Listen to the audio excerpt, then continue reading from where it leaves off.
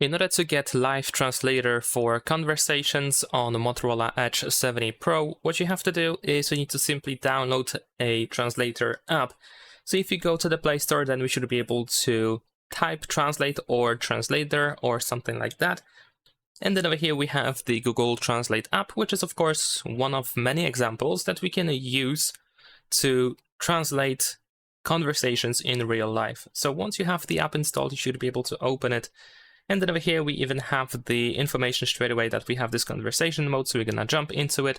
We can grant the access to the microphone to record audio, because what you can do is you can say things out loud. Then your speech is immediately converted into a text, and then that whole speech is converted or actually translated into another language that is selected here on your phone. You can of course choose one language and the other.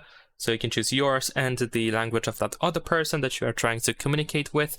You can also tap on the star in the middle in order to separate microphones, which can be useful in case the app has a problem with detecting the language that is being spoken. So of course, we can separate these microphones. You can just tap on the microphone if you want to start saying things out loud in order to translate your speech.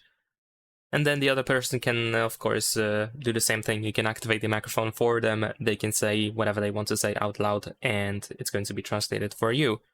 There is also the autoplay option. So if you go to settings over here, you can enable auto playback. So the translation can be immediately played back, so the phone can read the text out loud for you.